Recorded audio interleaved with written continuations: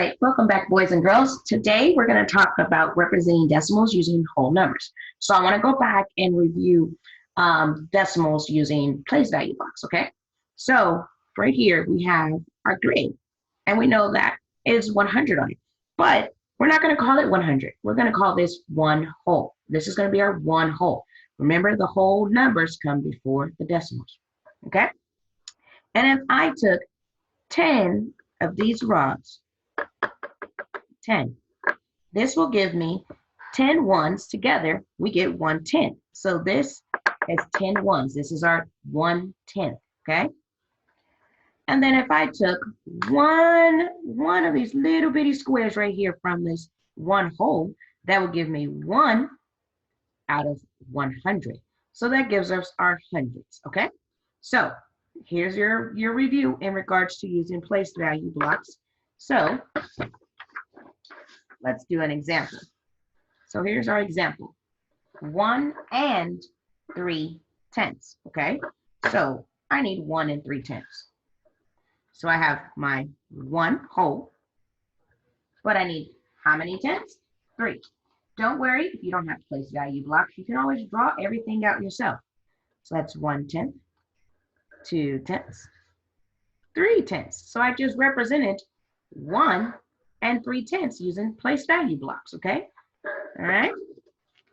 So let's say I want to do, let's try 2 and 4/10, okay? So I want to do 2 and 4/10. So I know I'm going to need 2 whole. So that's 1 and that's 2 right there. So I have 2 wholes, but I need 4/10. 1/10, 2/10, 3/10, and 4/10. I just represented 2 and 4/10. Pretty easy. Remember, we learned this in class, but I know sometimes we need a little bit of refresher, okay? So in your packet, you will find your notes that look like this. Talk about tenths, they talk about the hundreds, talk about adding, and they talk about comparing and ordering decimals. So this whole little mini anchor chart is for your benefit, okay? So I want you to utilize this whenever you're going through your work and this video, if you are able to access this video, okay? So when you get to your problems and you're like, oh man, like Miss LeBlanc, I don't see the place value. I don't see it. You still got to think about it the same way. It's asking 1 and 4/10. So you know you have to have one of these shaded. If it's not one of them shaded, you know that's not what you're looking for. Then you know you have to have 10 parts, but out of the parts, only 4 of them need to be shaded. So you got to figure out which one is your answer, okay? Same thing. Don't let them trick you. You got this. You have everything in you to get right, okay?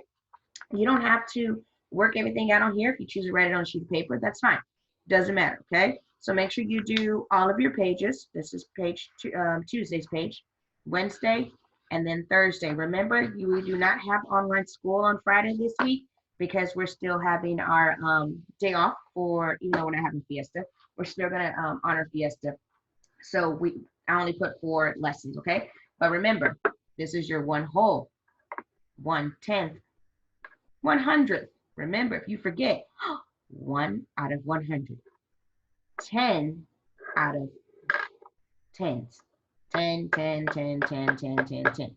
But always remember, the whole numbers come before the decimal.